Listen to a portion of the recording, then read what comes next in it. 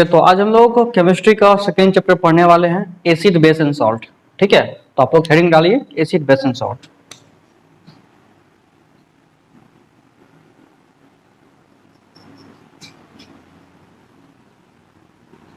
ठीक है, सबसे पहले हम एसिड बेस एंड सॉल्ट को जानने से पहले कुछ ऐसा चीज के बारे में जानते हैं जिससे हमको पता चलता है कि कोई भी सब्सटेंस एसिड है या बेस है या सॉल्ट है। ठीक है, मतलब बेसिकली एसिड और बेस को टेस्ट करने के लिए क्या यूज करता हूँ? इंडिकेटर। इंडिकेटर क्या होता है? ठीक है, देखिए, इंडिकेटर वो सब्सटेंस है जिसको अगर हम या तो ये अपना कलर चेंज करेगा या तो ये अपना टेस्ट स्मेल चेंज करेगा, है ना।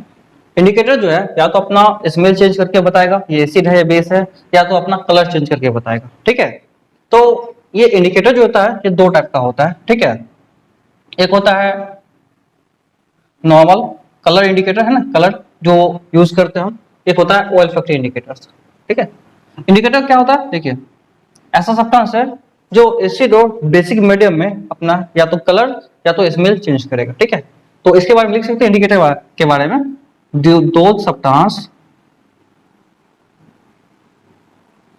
दैट चेंजेस इट्स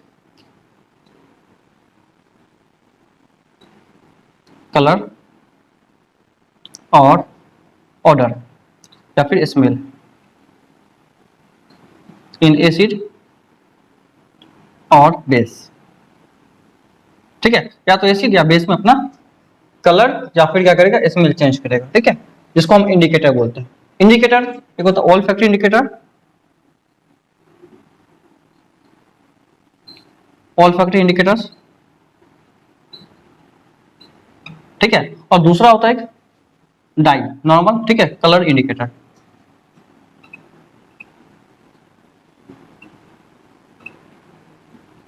ठीक है, इसी में कलर इंडिकेटर में फिर आगे आएगा, एक होता है नेचुरल, एक होता है सिंथेटिक। ठीक है, सिंथेटिक इंडिकेटर। ठीक है, सिंथेटिक क्या होता है? जिसको हम लेबोरेटरी में बनाते हैं। ठीक है, जिसको हम प्रिपेयर करेंगे लेबोरेटरी में, ठीक है, खुद से एसिड और बेस को टेस्ट करने के लिए। और एक होता है नेचुरल इंडिकेटर।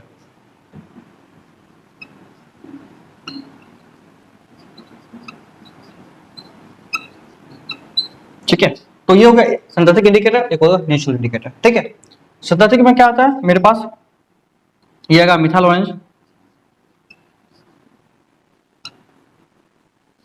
उसके बाद फिनोप्थेलिन,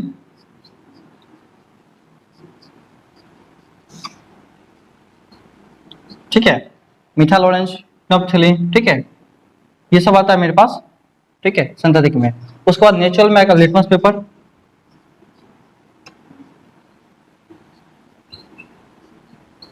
ठीक है, उसके बाद रेड केवेज,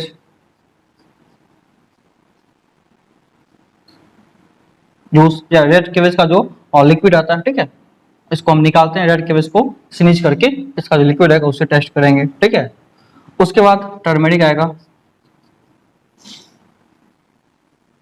ठीक है, ये सब कुछ सब्सटेंसेस है, हम वन बाय वन सबके बारे में पढ़ने वाले अभी। तो ये सब कुछ सब्सटेंसेस है जो हमको इंडिकेटर जो है फॉर्म कराएगा। ठीक है, सिंथेटिक इंडिकेटर, ठीक है, और नेचुरल इंडिकेटर, इनका कुछ ना कुछ हमको अभी इसके बारे में पढ़ेंगे।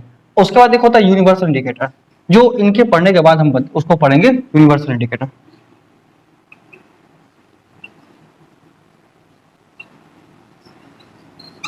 ये इंडिकेटर जो है, ठीक है, इसी के बेसिस पे काम करता है। नेचुरल इंडिकेटर में जो है, ठीक है, लेटर पेपर के बेसिस में कलर चेंज करने पे काम करता है। ठीक है, यूनिवर्सल इंडिकेटर। ठीक है, इसमें एक चीज पता रहेगा हमको कि जो इसका स्ट्रेंथ है ये भी बताता है, कोई भी एसिड या बेस कितना मजबूत है या कितना वीक है, ये हमको बताएगा। कितना स्ट्रॉन्ग है या कितना वीक है, हमको यूनिवर्सल इंडिकेटर पे पता चल जाएगा, किसी भी एसिड का स्ट्रेंथ और वीकनेस। तो इसको हम अभी रब करते हैं, फिर आगे हम देखते हैं इसके बारे में एक एक करके।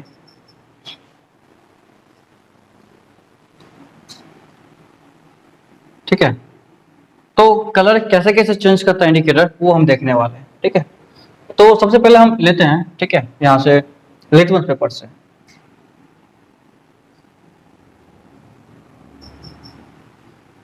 लिटमस पेपर जो होता है, ठीक है, ये दो कलर में आता है, एक होता है रेड और ब्लू, रेड और ब्लू कलर। ठीक है। अच्छा, लिटमस पेपर जो बनता है ये एक प्लांट होता है जिसको हम लाइकेन बोलते हैं। ठीक है, ये थैलाफाइटा ग्रुप का होता है। ठीक है, प्लांट जिससे ये एग्जस्ट किया जाता है। ठीक है, और पेपर पे डालने के बाद ये पेपर को कलर में कन्वर्ट किया जाता है, रेड और ब्लू कलर में। ठीक है, इससे तो इससे ये बनता है मेरा लिटमस पेपर। अब देखिए ये जो रेड कलर का होता है, ठीक है, एसिड में इसको याद रखने का देखिए आप सीक्वेंस याद रखिए।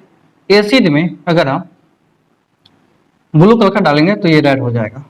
ठीक है, मतलब एसिड में अगर हम ब्लू कलर का लिटमस पेपर डालते हैं तो ये रेड हो जाता है। ए बी आर है ना, ए के बाद बी आता है, बी के बाद आर होता है आगे, है ना, ऐसे सीक्वेंस याद रखिए, ए बी आर है ना, ए के बाद बी आता है, बी के बाद आर आता है ना, अल्फाबेट ऑर्डर में इसी टाइप होगा। एसिड में बेस ये ब्लू डालने से रेड हो जाएगा, है ना। तो एसिड क्या करेगा, turns blue indicator to red. ठीक है, एसिड क्या करेगा, ब्लू टू रेड करता है, ये याद रखिएगा, ब्लू टू रेड करेगा। ठीक है, उसके बाद रेड बी आर बी, बस इसका उल्टा। बेस क्या करेगा, इसका उल्टा कर दीजिए, आर बी। ठीक है, बेस में आर पहले बी बाद में, है ना। ए बी आर याद रखिए, उसका दूसरा हो जाएगा। एसिड ब्लू को रेड करेगा और बेस रेड को ब्लू करेगा, बस। तो बेस क्या करेगा, टर्न्स ब्लू टू रेड। तो बेस जो होगा ये ब्लू टू रेड करेगा लिटमस पेपर। ठीक है, तो इसका आप थोड़ा सा याद कर लीजिए कलर। ठीक है, उसके बाद है आगे हम लोग देखेंगे इसमें। ठीक है, ये तो लिटमस पेपर का बात हुआ। आगे हम इसमें देखते हैं। ठीक है,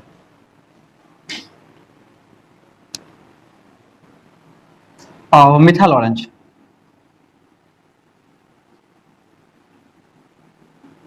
ठीक है, ये एसिड में क्या होगा और बेस में क्या होगा इसको हम देख लेंगे। एसिड में और बेस में। ठीक है, यहाँ हम डाल रखे हैं इसका अलग अलग कॉलम बना के। ठीक है, उसके बाद मिथाइल ऑरेंज के बाद आएगा फिनोप्थेलिन।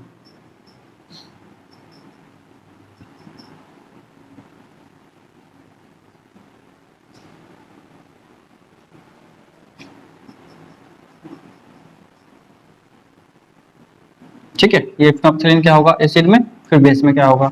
ठीक है, उसके बाद टर्मेरिक।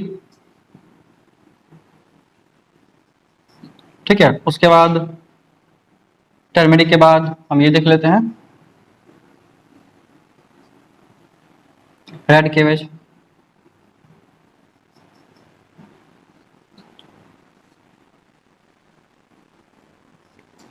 ठीक है,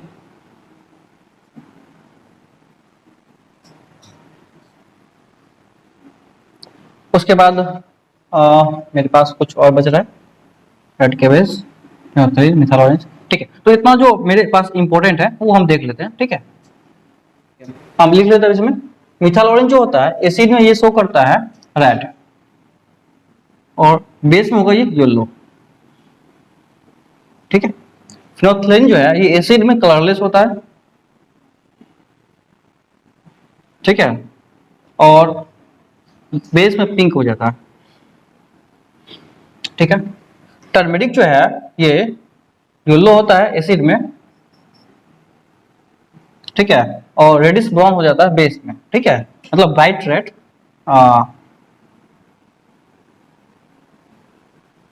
ब्राइट रेड हो जाता है, या रेडिश ब्राउन कह सकते हैं उसको, ये हो जाता है बेस में। रेड केबेज जो होता है, ठीक है, ये रेड कलर का होता है, एसिड में ये रेड होता है। ठीक है, और बेस में ये ग्रीन हो जाता है। ठीक है, फिनोल जो है उसके बाद हम यहाँ तक नोट करते हैं। उसका फिनोल जो है ये येलो हो जाता है एसिड में। ठीक है, और ये रेड हो जाता है बेस में। तो ये कुछ चार्ट है जिनको हम लोग जानते हैं और याद रख लेते हैं, इनको फिर आगे काम आने वाला है। ठीक है, और लिटमस पेपर के बारे में तो वो पता ही है, अभी इससे पहले डिस्कस किए हैं। लिटमस पेपर का जो कलर है एसिड में और बेस में क्या क्या होता है। ठीक है, तो ओके, अब हम लोग पढ़ेंगे इसके बारे में, ठीक है। अभी तक हम लोग देखे हैं जो कलर होता है वो कैसे चेंज होता है, ठीक है। आगे हम देखते हैं ऑल फैक्टर इंडिकेटर्स क्या होता है, ठीक है।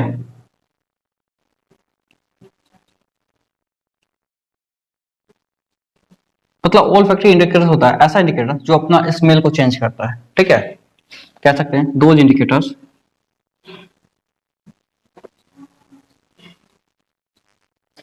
That changes its indicators that changes its odor या कलर, स्मेल कह सकते हैं, ऑर्डर, ठीक है, स्मेल इन एसिडिक और बेसिक सब्सटेंसेस।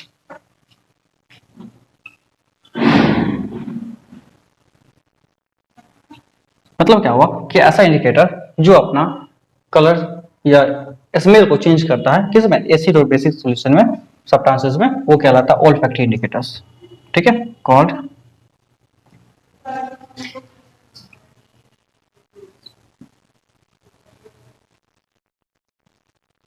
ठीक है, एग्जांपल के तौर पर हम देखते हैं यहाँ पे ओनियन एक्सट्रैक्ट,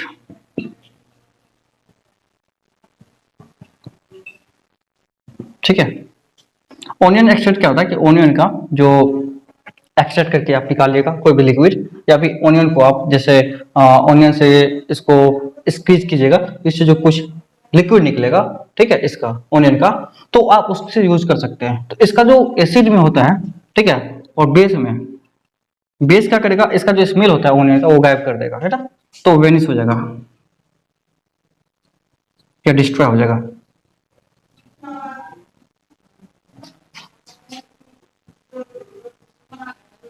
ठीक है, ये डिस्ट्रॉय कर देगा इसके स्मेल को। तो अगर स्मेल ओनियन एक्सट्रैक्ट का किसी भी सब्सटेंस में स्मेल गायब हो जाता है, आप समझेंगे वो बेस है, और अगर नहीं होता है तो एसिड है। एसिड नहीं करता है, ठीक है, इट कांट डिस्ट्रॉय, ठीक है। ये एसिड क्या करता है, ये डिस्ट्रॉय नहीं करता है इसके स्मेल को, लेकिन ऑनियन क्या करेगा, इसके स्मेल को डिस्ट्रॉय कर देगा। सॉरी, ये बेस क्या करेगा, इसके स्मेल को डिस्ट्रॉय कर देगा, और एसिड नहीं कर सकता है। उसी तरह से एक वेनिला एक्सट्रैक्ट होता है ना,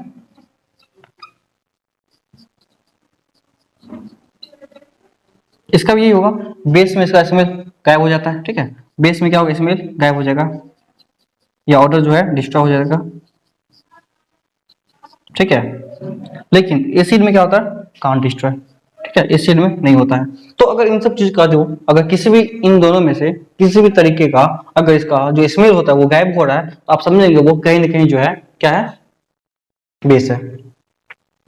अगर नहीं हो रहा है तो एसिड है। अगर आपके पास मान लीजिए दो सप्ताह दे रखा है, एसिड और बेस, आपको बोला गया ओनियन के बारे में, ओनियन से आप पता कीजिए कौन एसिड है कौन बेस है, तो आप क्या कीजिएगा, उससे ओनियन से लिक्विड निकाल के उस पर थोड़ा सा दोनों में से किसी एक सप्ताह का डालिएगा लिक्विड, और देखिएगा उसका अगर स्मेल चेंज हो गया, मतलब अगर जो स्मेल होता है ओनियन का जो ओरिजिनल स्मेल वो नहीं रहा, तो समझिएगा वो बेस है। अगर वो स्मेल रहा तो समझिएगा वो एसिड है, ठीक है। इससे ये निष्कर्ष निकलता है। आप इसके बारे में आई थिंक समझ पाए होंगे, फिर हम इसके आगे चलते हैं थोड़ा सा एसिड के बारे में। आप लोग हेडिंग डालिए, थोड़ा सा एसिड के बारे में हेडिंग डालिए, ठीक है। ये क्या होता है, देखिए एसिड जो है, जितना भी दुनिया में सब्सटेंसेस हैं उनको टेस्ट के अकॉर्डिंग, है ना, उसके जो टेस्टिंग है उसके अकॉर्डिंग तीन पार्ट में बांटा गया है, एसिड बेस और सॉल्ट, ठीक है। एसिड के बारे में थोड़ा सा जानते हैं, एसिड क्या होता है। सबसे पहले एसिड दो टाइप का होता है, एक होता है ऑर्गेनिक, एक होता है इनऑर्गेनिक। मतलब जिस सोर्स से हमको मिलता है उसके अकॉर्डिंग बांटा गया, according to their source. Organic में होता है जो प्लांट या एनिमल्स आता है, प्लांट या फिर एनिमल्स, ठीक है। प्लांट या फिर एनिमल्स जो भी एसिड आएगा उसको हम बोलते हैं ऑर्गेनिक एसिड। एक होता है मिनरल एसिड, इसी को इनऑर्गेनिक भी बोलते हैं, ठीक है, या इसको क्या बोलते हैं हम, इनऑर्गेनिक एसिड भी, ठीक है।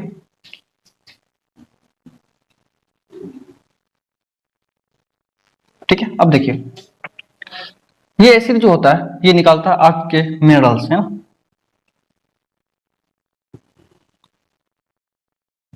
ये मिनरल से बनाया जाता है इसको, ठीक है। और ये एनिमल से या प्लांट से आता है। इसमें एग्जांपल आपको देख लीजिए, फॉर्मिक एसिड,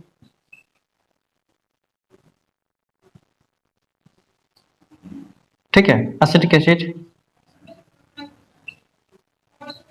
उसके बाद citric acid, oxalic, okay, malic acid, carbonic, नहीं कार्बोनिक एसिड इससे नहीं आता है। कार्बोनिक एसिड आपको ये ऑक्सीजन के कार्बन डाइऑक्साइड के साथ अगर एसिड रेन होता है तब ये बनता है, ठीक है। तो उसके बाद आपको आएगा इसमें,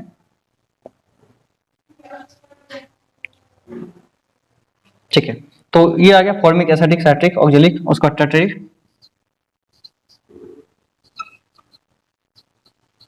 ठीक है। ये टर्टिक एसिड इमली में पाया जाता है, टेमेरिंड, है ना। ये इमली में पाया जाता है। मैलिक एसिड, ऑक्जेलिक एसिड, इनका सोर्स देख लीजिए। साइट्रिक एसिड ज्यादातर साइट्रस फ्रूट जस्ट लाइक नींबू में पाया जाता है ना, लेमन में, और ऑरेंज में पाया जाता है, ठीक है।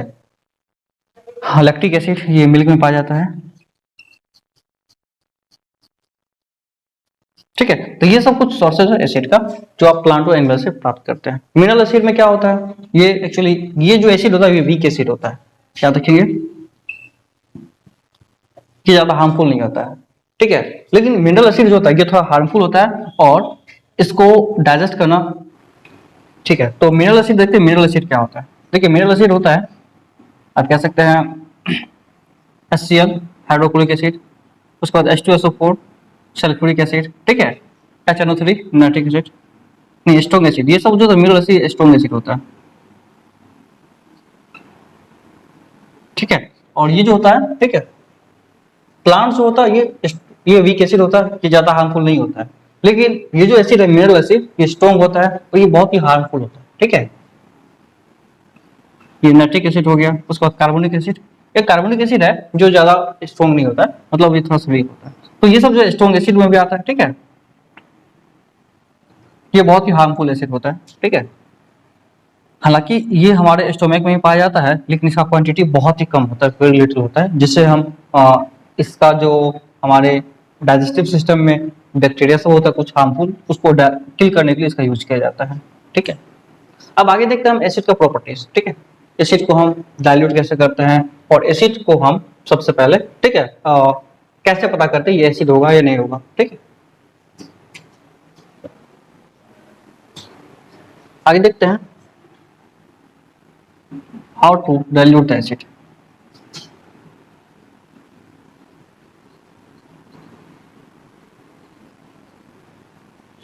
डाइल्यूट का मतलब क्या होता है, देखिए डाइल्यूट का मतलब होता है कि मेकिंग थिनर, मतलब एडिंग मोर सॉल्वेंट। इसमें हम ज्यादा से ज्यादा सॉल्वेंट मिलाएंगे, ठीक है, तो एसिड क्या होगा, डाइल्यूट हो जाएगा। सॉल्वेंट का मतलब हम उसमें वाटर मिला सकते हैं, है ना? तो वाटर हम डायरेक्ट नहीं मिला सकते। देखिए एसिड में हमेशा, ठीक है, एसिड में वाटर मिलाना, ठीक है, ये बहुत ही ज्यादा खतरनाक होता है। डायरेक्ट अगर हम एसिड में वाटर डालेंगे तो ये हाईली एक्सोथर्मिक रिएक्शन होगा, जिससे क्या होगा, सारा एसिड निकल के और फ्लश आउट हो जाएगा, मतलब बाहर निकल जाएगा, ठीक है, स्प्लश आउट हो जाएगा। तो हम क्या करेंगे, वाटर में एसिड मिलाएंगे। वाटर में अगर एसिड मिलाएंगे तो ये चलेगा चलेगा। अब आप बोलिएगा सर एसिड में वाटर मिलाइए या वाटर में एसिड मिलाइए, बात तो वही होने वाला है ना।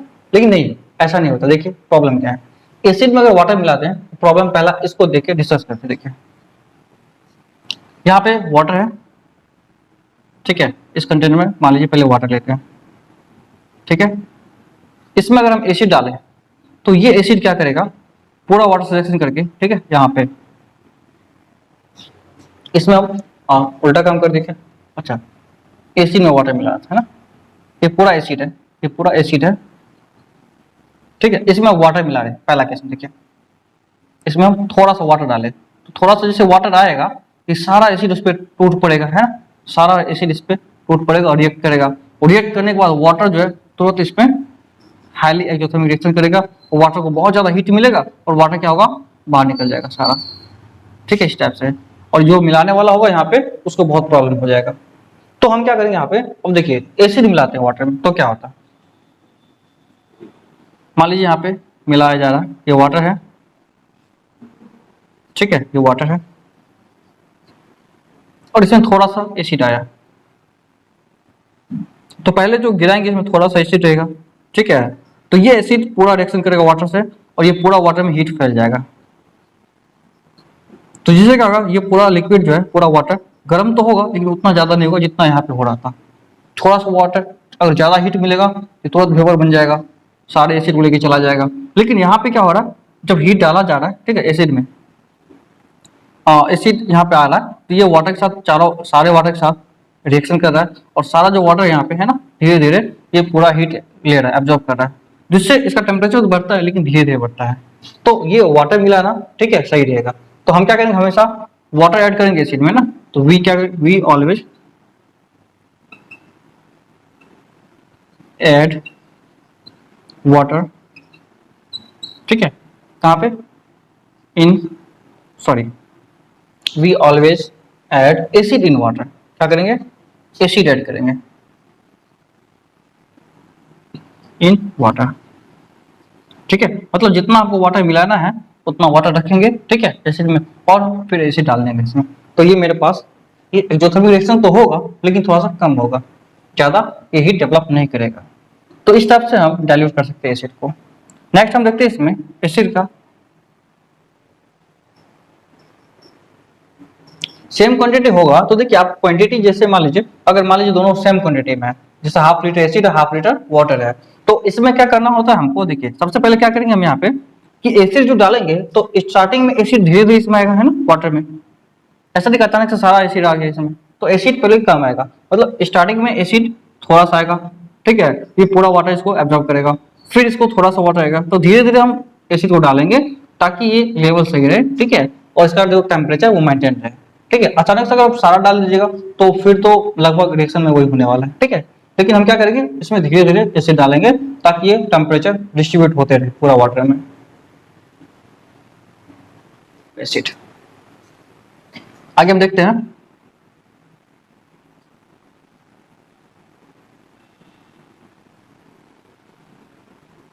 प्रॉपर्टीज ऑफ एसिड्स, ठीक है, एसिड का क्या प्रॉपर्टीज होता है वो हम देखते हैं। देखिए पहली बात तो एसिड क्या करता है, ब्लू को ऐड करेगा, तो सबसे देखते हैं कि asset turns blue litmus paper two red,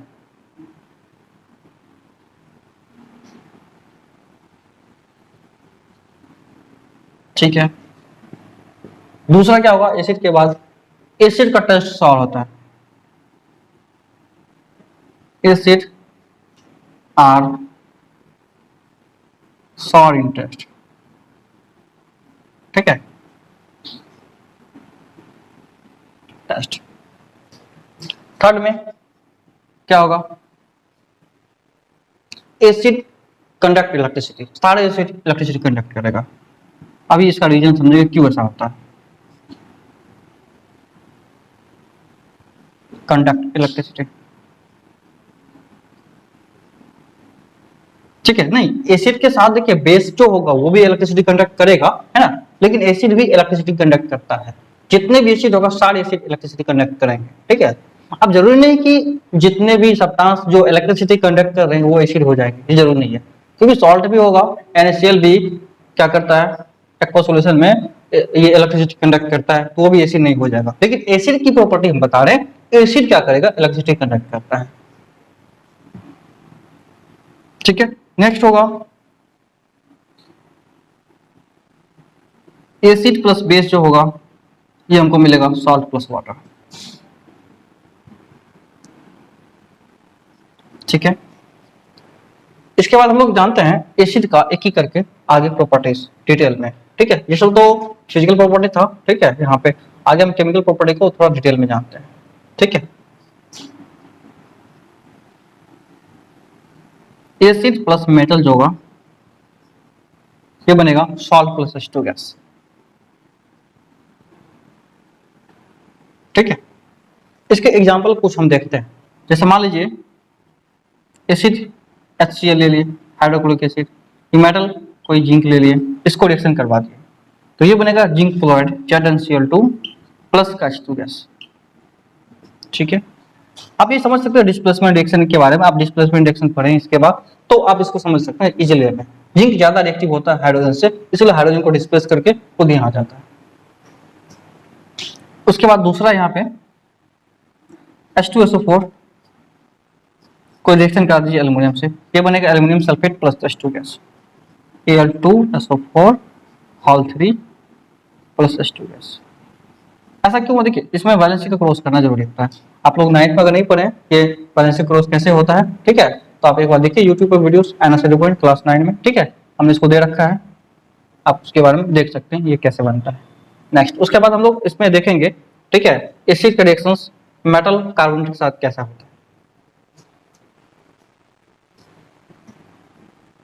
ठीक है, फिर देखेंगे एसिड प्लस मेटल कार्बोनेट, या फिर acid plus metal hydrogen carbonate.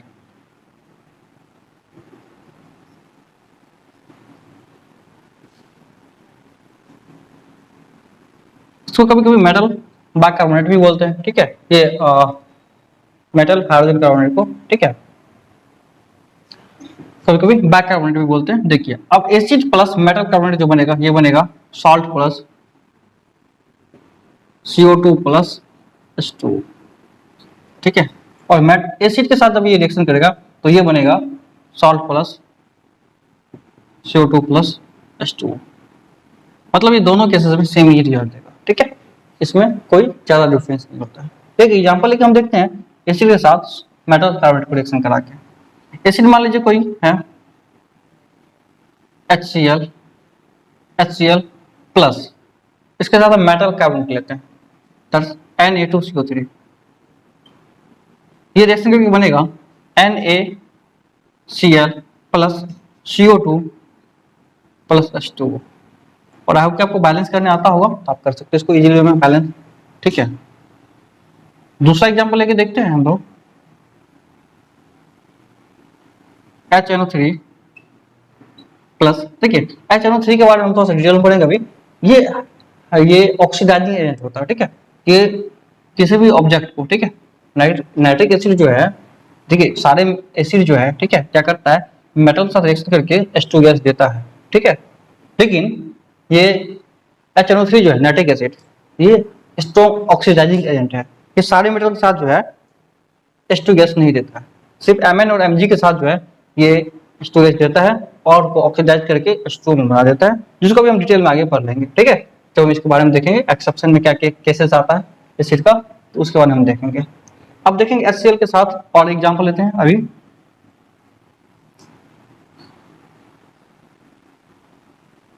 Okay, तो एक हम रिएक्शन लेते हैं और H2SO4 के साथ प्लस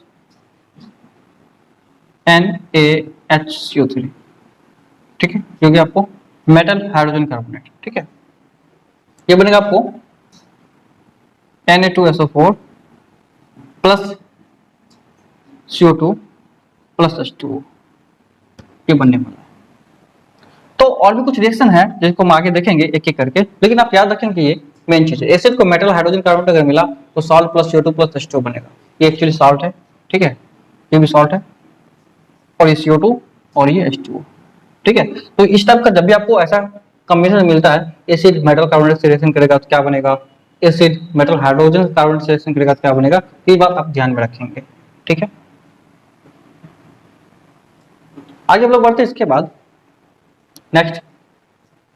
देखिए इसके बाद आप एक दो चीज और याद रखेंगे, जब इसका टेस्टिंग कैसे करता है CO2 गैसेस का।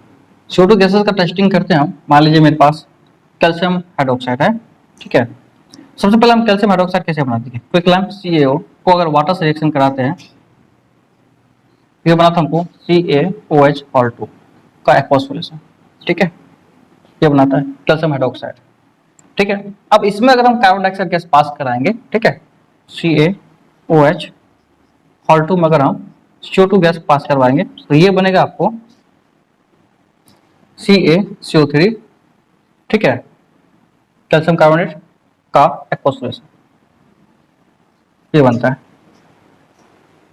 तो इससे क्या पता चलता है, ये जो है मेरे पास कैल्शियम कार्बोनेट ये होता है व्हाइट कलर का प्रेसिपिटेट, ठीक है, ये व्हाइट कलर का होता है, मतलब ऐसा समझिए व्हाइट कलर होता है, ठीक है, कैल्शियम कार्बोनेट।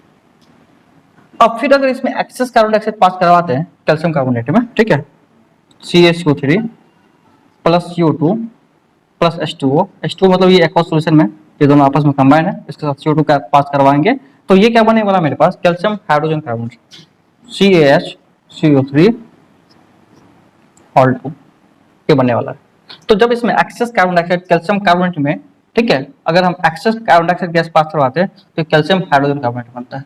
अब ये याद रखेंगे, ये रिएक्शन इंपॉर्टेंट है, क्योंकि पूछा भी जाता है कि अगर कैल्शियम कार्बोनेट में एक्सेस CO2 पास करवा जाए तो क्या बनता है, तो कैल्शियम हाइड्रोजन कार्बोनेट बनता है, ठीक है, ये कैल्शियम हाइड्रोजन कार्बोनेट है।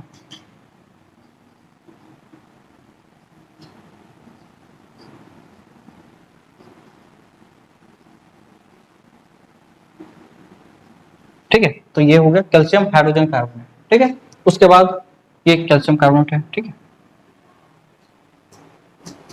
ओके। तो एक और देखिए क्या होता है, जब मेटल ऑक्साइड रिएक्शन करेगा प्लस एसिड, तो मेटल ऑक्साइड जो होता है ये क्या होता है बेसिक इन नेचर, मतलब समझिए ये बेस ही है ना, और ये एसिड, तो बेस प्लस एसिड क्या बनेगा सॉल्ट प्लस वाटर, तो ये बनाएगा आपको सॉल्ट प्लस H2O, ठीक है। जैसे देख लीजिए MgO अगर रिएक्शन किया एसिड के साथ HCl के साथ ही करा रिएक्शन, क्या बनेगा यहाँ पे MgCl2 प्लस H2O। अब यहाँ पे H2 गैस नहीं होगा, H2 गैस नहीं होगा, H2O निकलेगा, ठीक है। जब भी मेटल ऑक्साइड ये बेसिक इन नेचर होता है, याद रखिए metal oxide are basic in nature,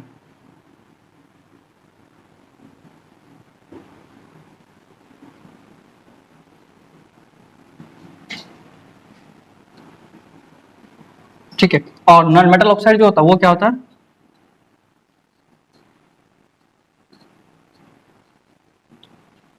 acidic in nature, ये होता है एसिडिक नेचर,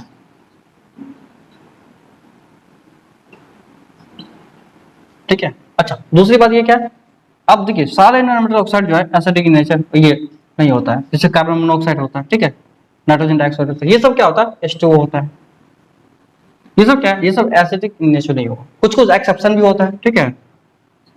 देखिए मेटल ऑक्साइड जो होता है मोस्ट केसेस में ये बेसिक इन नेचर ही होता है।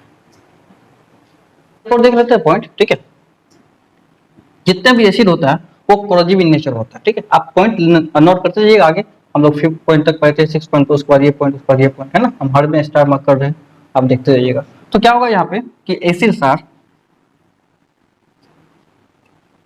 कोरोजिव इन नेचर,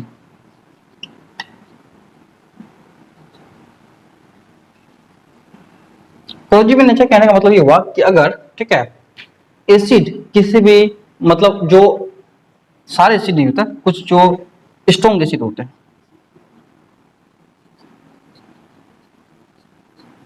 ठीक है, अगर ये किसी बॉडी पे आ जाता है, किसी के बॉडी पे आ जाए तो ये क्या करेगा उसको जला देता है बॉडी को, मतलब अगर कपड़ा पे आ जाए, ठीक है, तो कपड़ा को जला देता है, बर्न कर देता है ना, तो बर्निंग सेंसेशन ये बर्न कर सकता है, ठीक है, किसी भी ऑब्जेक्ट को मतलब क्लॉथ्स को हो गया या किसी स्किन को हो गया, ये जलाने का क्षमता रखता है, मतलब उसको कोरोजिव कर सकता है ना, ये मतलब उसको हटा सकता है, मतलब उसमें आप कह सकते हैं कि कुछ लगेगा इस टाइप से कि वो बर्न हो गया है, ठीक है, ये स्ट्रॉन्ग एसिड का काम होता है। और H2SO4 को जो है कहा जाता है किंग्स ऑफ केमिकल, ठीक है, ये बहुत इंपॉर्टेंट एसिड होता है, ठीक है, इसका बहुत यूज भी होता है। तो अब हम अब आगे देखेंगे हर एक एक एसिड का यूज भी क्या होता है, ठीक है, उसके बाद देखेंगे आर्नेज डेफिनेशन एसिड में, और फिर क्या एसिड में OH ये एसिड में H+ आयंस कॉमन होता है, कैसे होता है, ठीक है। तो आज के लिए हम यहाँ भी रखते हैं, ठीक है, आगे हम लोग नेक्स्ट टाइम पढ़ेंगे।